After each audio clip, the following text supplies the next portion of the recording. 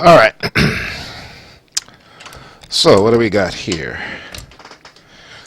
We've got a plane that won't, emergency brakes won't hold.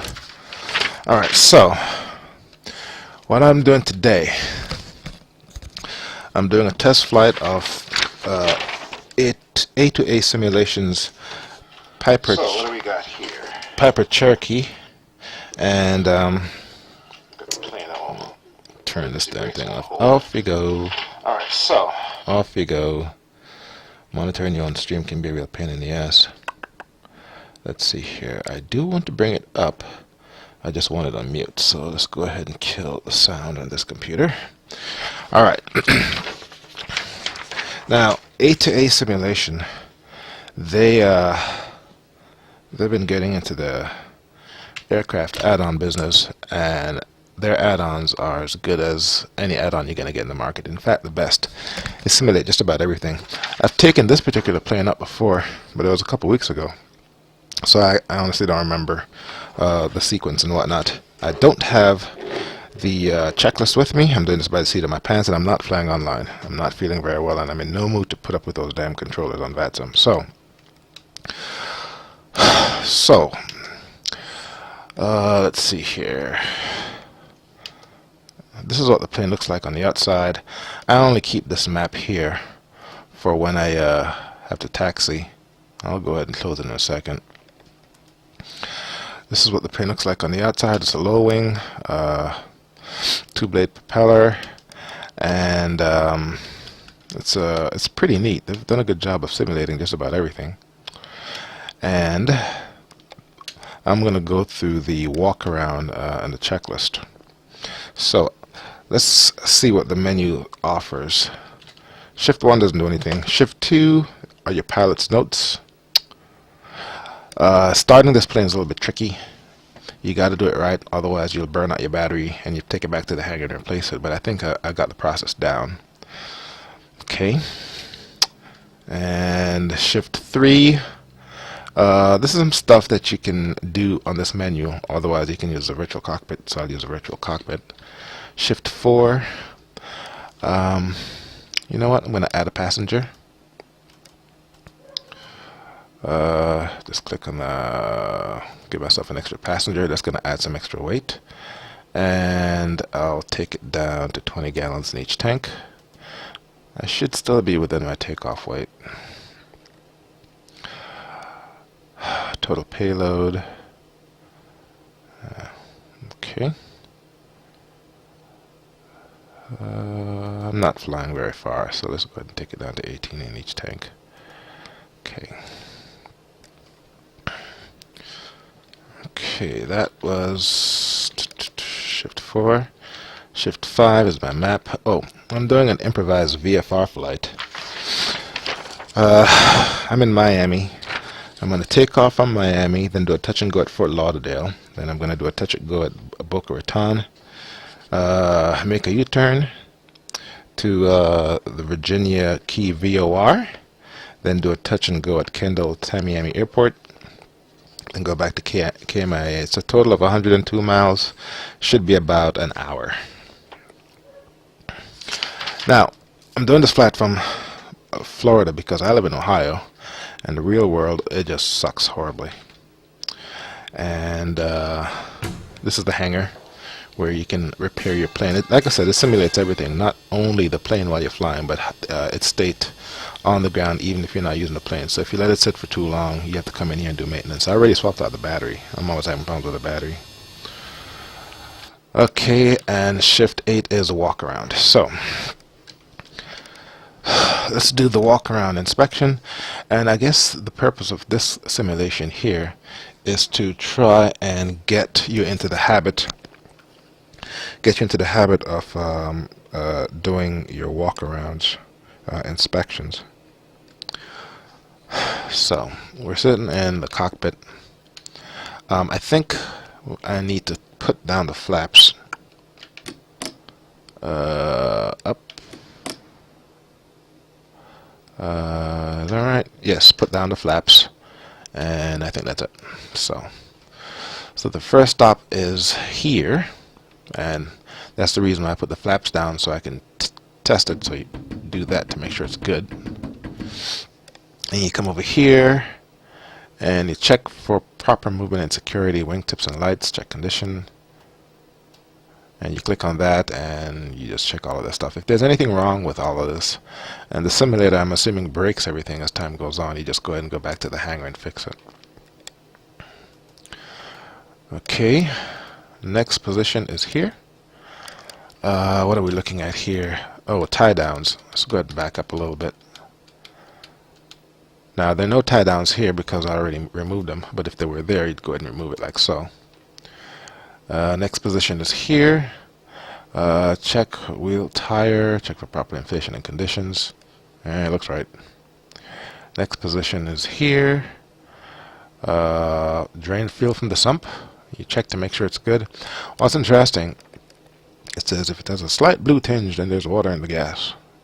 Well, I'm colorblind, so I really truly can't tell. So you're just going to have to go on the fact that the gas is much lighter than the water. So if there's any water in your gas tank, it's going to fall to the bottom. And if there's any change in color, you know there's water in there. So, all right. So next position, check fuel. I can't see anything in this. I'm not sure if this is telling me anything. Maybe this is the line right here. I know how much fuel is in there. That must be it. So I'm not sure what this position is supposed to tell you. It's not telling me a damn thing. Alright, so next position is here. Check my oil dipstick, and I got plenty of oil, so we're good there. Next position is here. Check the nose wheel and struts, that's all fine. Next position, check your propeller. Propeller is all good. Check inside the vent or the radiator, make sure no birds have built their nests in there.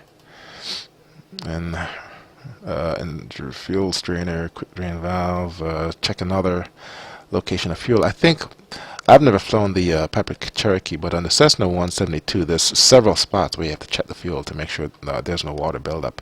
So I'm assuming this is good. Alright, next position. Check the fuel over here. I'm not sure what we're looking at. I know there's gas in the plane, so I'll just leave it at that. Next position is here. Check the fuel again. Looks good to me. Drain more. Guess you don't want to drain too much fuel. Next position. Wing tie down. There is no tie down here, so that's off. And this is... oh yeah, yeah, stall warning. You want to make sure that that's good. Next position. You got to remove these. You have to remove your pitot tube. Check that pitot is warm to touch. So I'm assuming you have to turn the battery on and turn that on.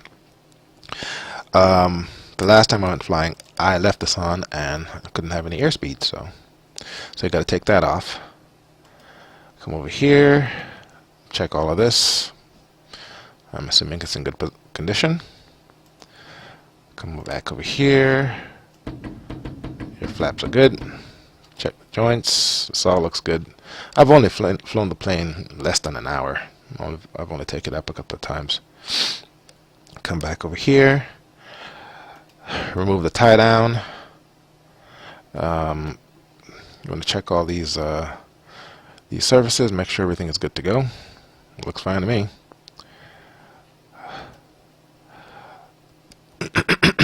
Trim tab.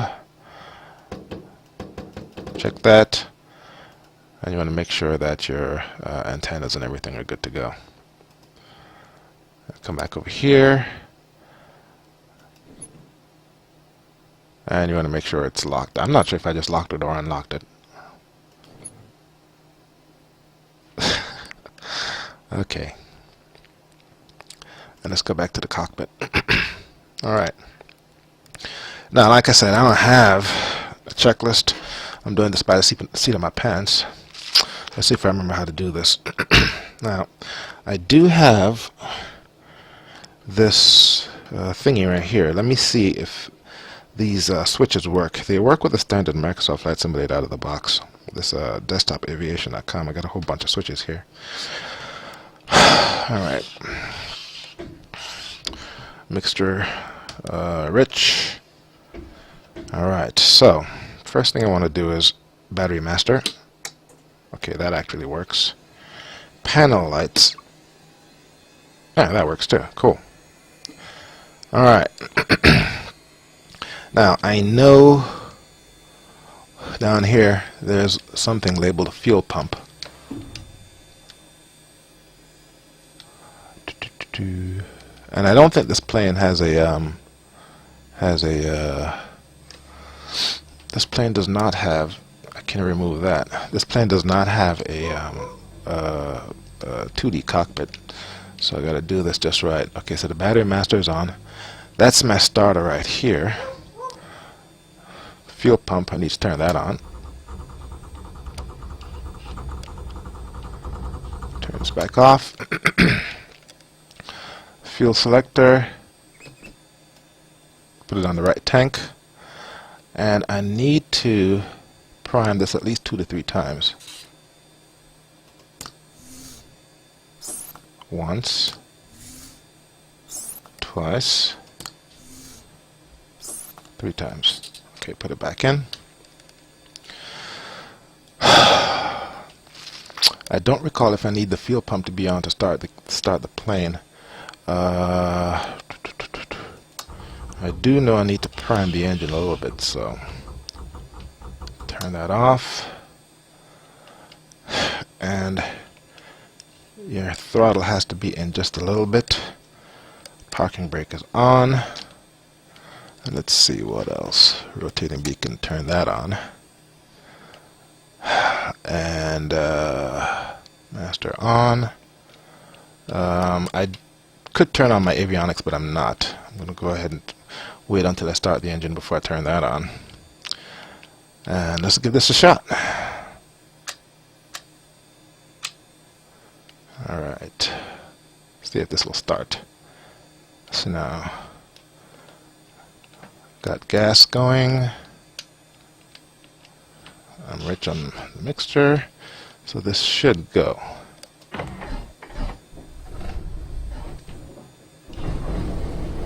There it goes.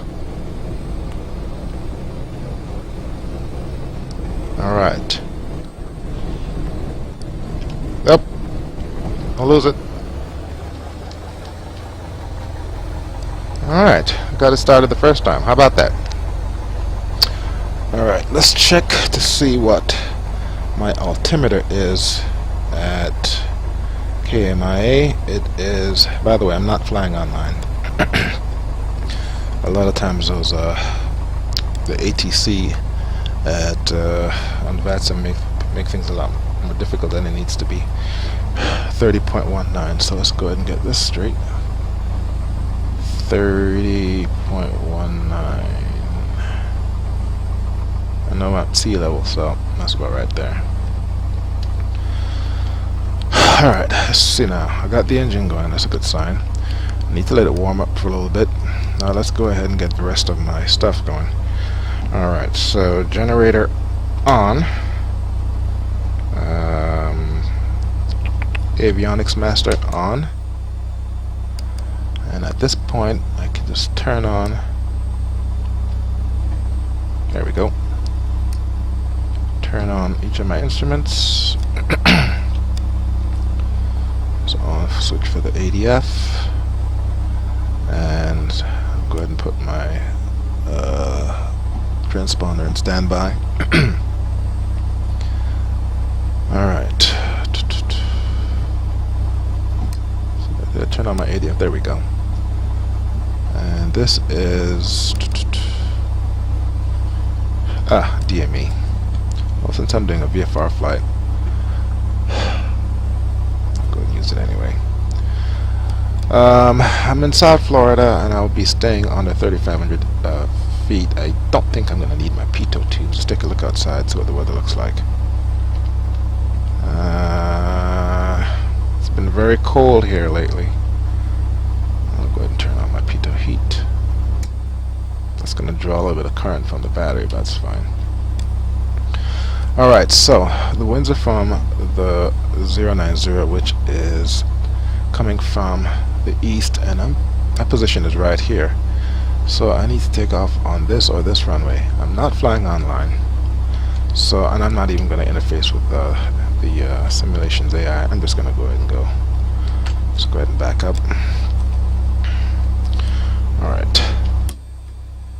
Don't need to fly with any flaps.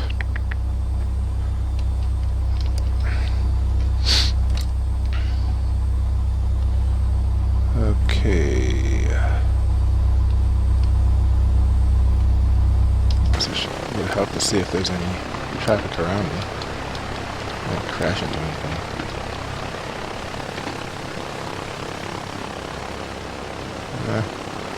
Works for me. Alright.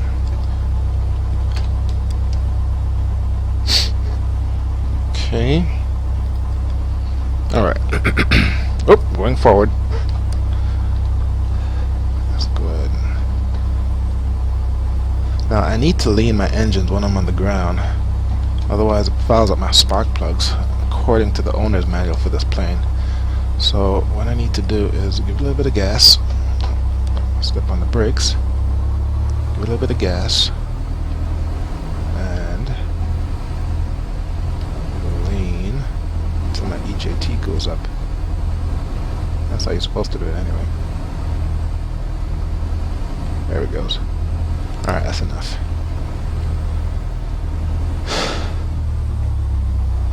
Okay, let's push back some more. Alright. Your trim meter is actually up here. So let's do this. Okay, that should be enough. Alright. Alright. Shift P. Alright, so what's my taxi plan here? Taxi over there, I'm gonna just follow that taxi line right there, and I'll just taxi all the way down to the end and then come across, take off on that runway. Let's get this out of the way. Okay, taxiing too fast.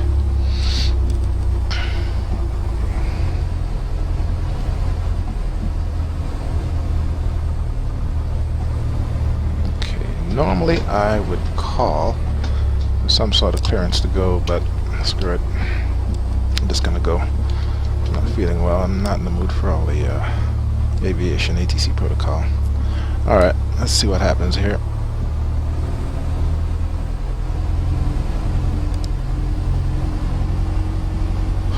Truck's in my way. Get out of the way.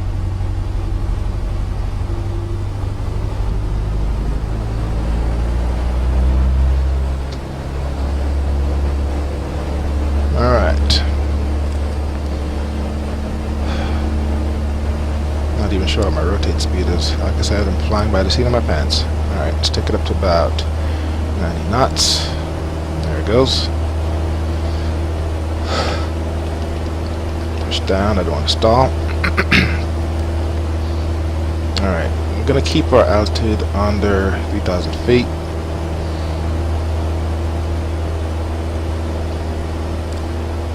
Let's go ahead and take it up to about 1,000 feet. So my vertical speed is high. Let's trim down. And I need to be heading trim down, trim down, trim down. There we go. And I need to be heading, what's this? 030. So, that's this way. 18 miles. Functions, turn stopwatch. According to this, at 150 knots, should take me 7 minutes. Oops. There it is right there. Trim down, trim down, trim down.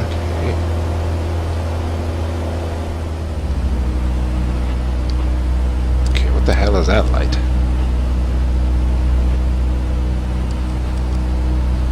I have no idea what this is.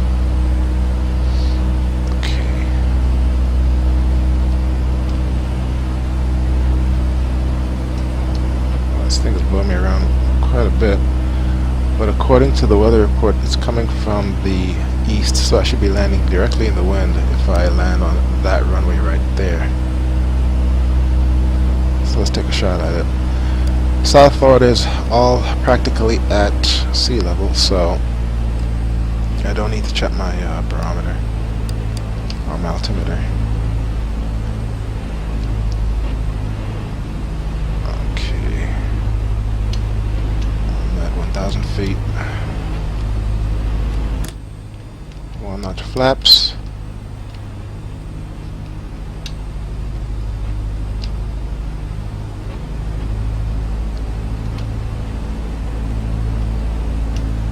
I should have chosen a better day to do this.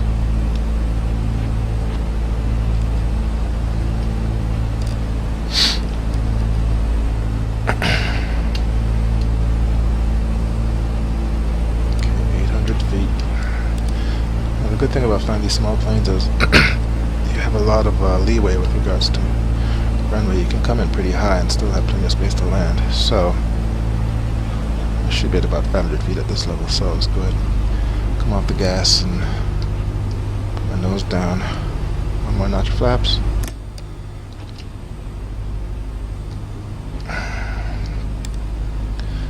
And I should be landing straight into the wind, so I shouldn't be having any crab issues or any crosswind issues. I really would love to know what that light is. It's interesting. I've been flying Microsoft Flight Simulator for almost 20 years. The first time I got into X-Plane, I was amazed at how much real it felt, if that makes any sense, compared to the flight simulation aircraft. I've flown a real Cessna before, and X-Plane just nails it. Not saying this isn't very realistic, it's just not as real as the X-Plane experience. Alright. Okay. Approaching. I'm at full flaps. I'm still 100 feet above the runway. That's fine.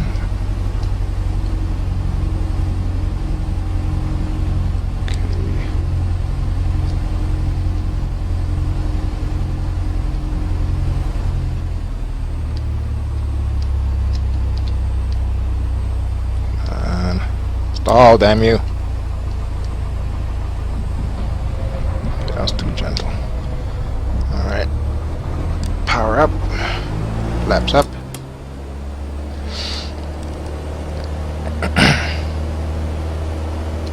Alright.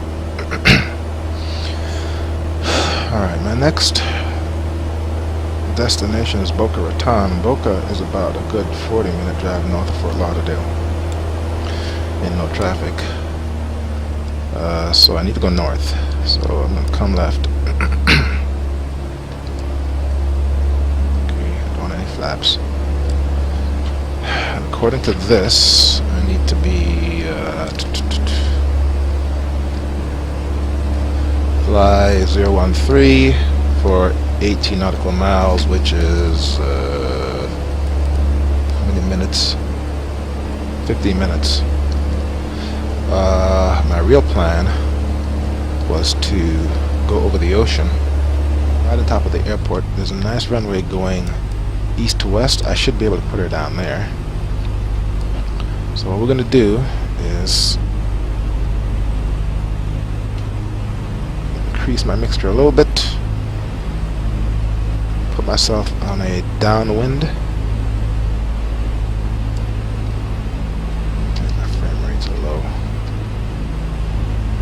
Myself downwind, give me 1 notch flaps.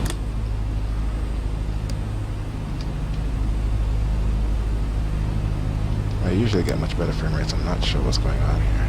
Could be that I'm streaming. Alright, again I'm landing into the wind, so I shouldn't be having any issues.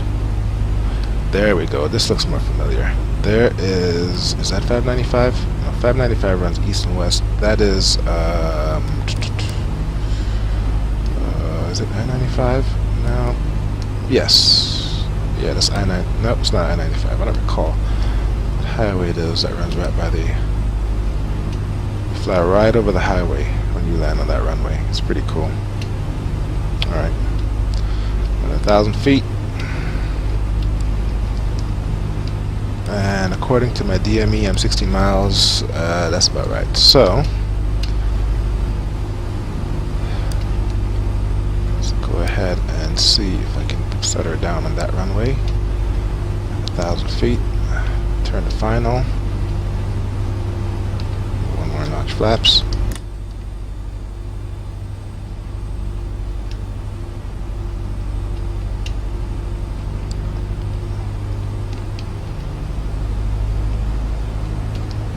Feet.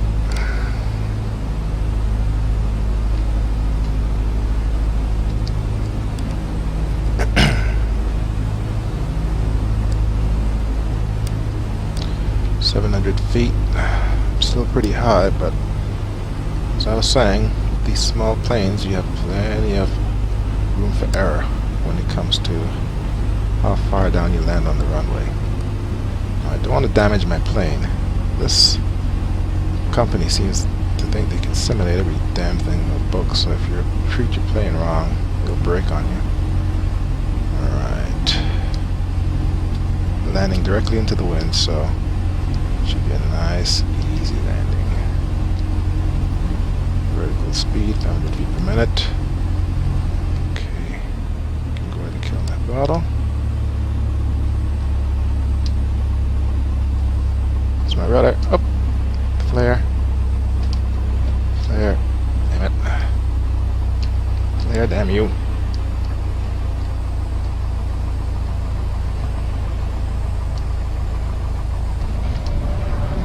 Oh Lord, what a pain in the ass this is.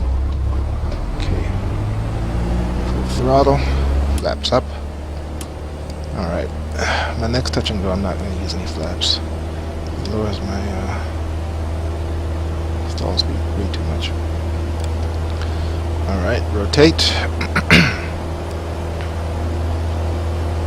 Taking off from Fort Lauderdale International Airport, and there's a gas-fired power plant right by the airport, and there it is right there.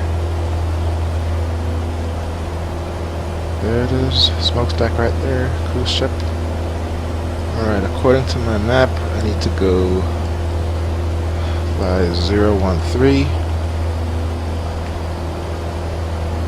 There we go. Yeah, this makes a lot more sense. Okay.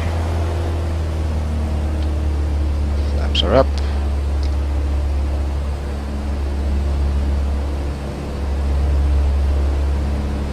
And we should be heading over A1A shortly. Let's go ahead and take her up to 2,500 feet.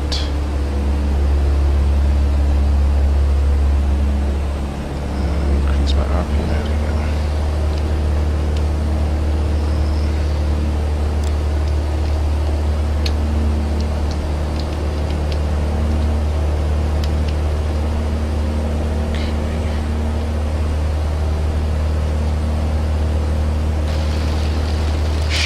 Flying into rain. Oh man, I wasn't planning on this. Alright. Alright, to hell with that. I'm turning around.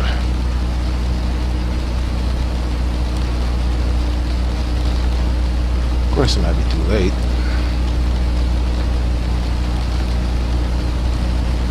Alright, so what am I gonna do? Should I just go back to Miami?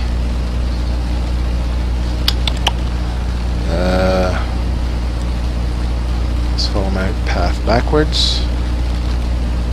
Yeah, I think I'll do that.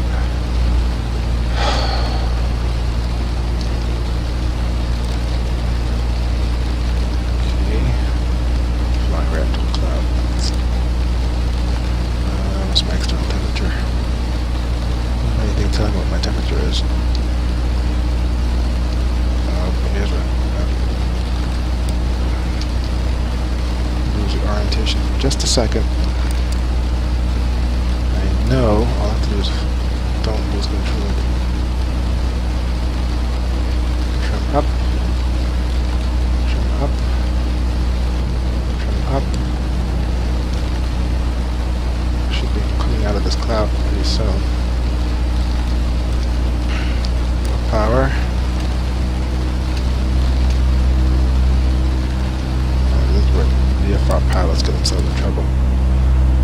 need to do is maintain my heading, maintain my orientation.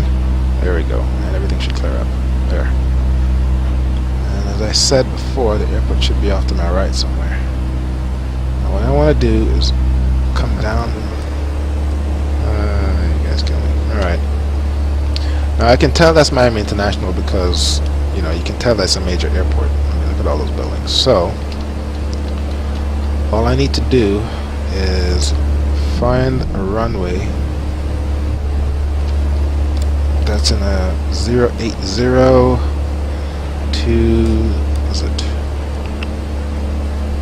260 orientation.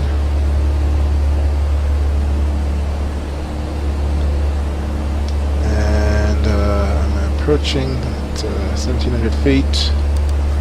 Let me do a flyover. Okay, there are two parallel runways. Miami International has two parallel runways, and I'm flying over them right there. And they are oriented east to west, so I'll go ahead and choose one and land. So let me go ahead and get myself into the pattern. I'm at 1800 feet. Let's bring my prop, my RPM down to about 1700. Lose a little bit of altitude. Trim up, trim up. Since I'm landing directly into a 17 knot wind at 090, the truth of the matter is I shouldn't be using flaps to land, because since I'm landing into the wind, I'm getting extra lift. I do not need flaps, which is probably why my plane was so much more difficult to land when I did those touch and goes earlier. So I'm gonna choose which one, the one on the inside, and go ahead and set her down there. I own the original game. Yeah, I did too. Was it Flight Simulator, Microsoft Flight Simulator 3 or something like that? Back in '92 is when I got started.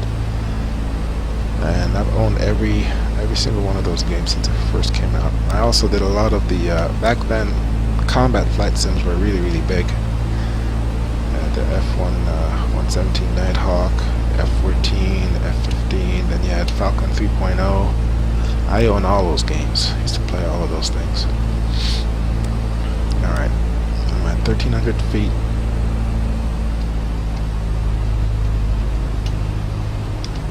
It's a little bit high. Actually, it's very high. But considering I'm landing into the wind and I got a nice long runway, and this is a very small plane, I got plenty of room to work with. Alright. So I'm downwind for that runway right there.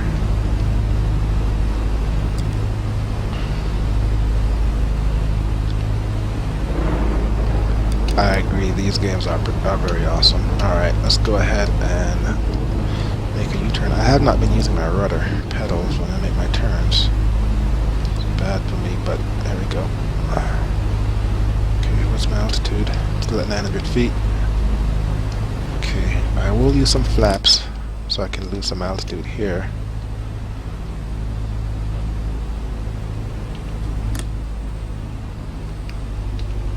Just to slow me down. When I actually touch down, I'm not gonna have any flaps on. I'm gonna go ahead and disengage my flaps. Okay, 500 feet.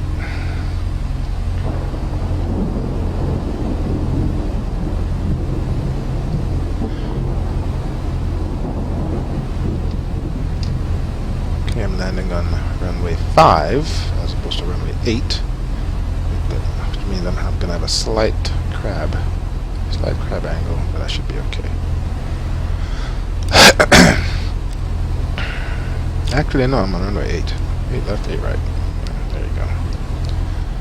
Alright, so right above the foot of the runway, go ahead and kill the power and take up one notch flaps. Take up another notch flaps, and the plane should land a lot more predictably at this point.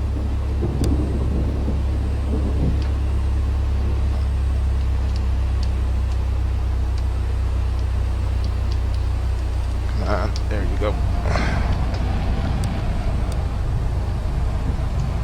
Alright.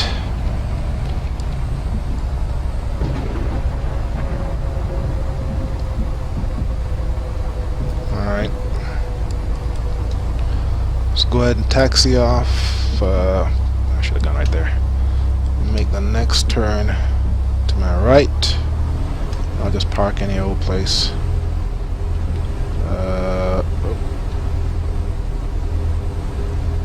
Let's go ahead and lean the engine some more on the ground. According to my my maintenance report before I started streaming, it said the spark plugs were very foul, which means I need to run the engine lean while I'm on the ground. So every plane has their own quirks, I imagine. Okay, let's go ahead and take her off here to the side.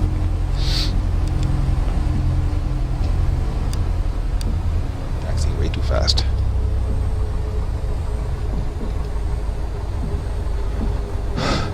Brakes.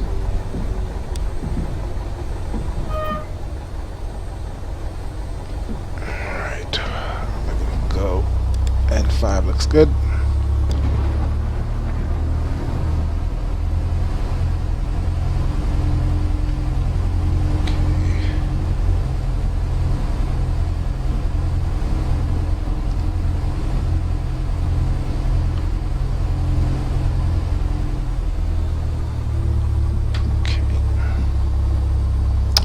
Idle throttle, brakes.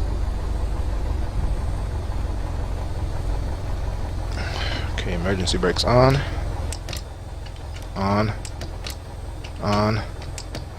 This piece of crap. There's something wrong with my software configuration. It won't hold the emergency brakes. Alright, so start the engine. Okay.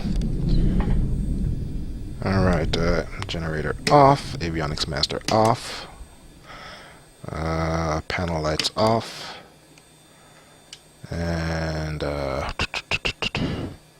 battery master, this should just go off when I do that. There we go. Turn this back off.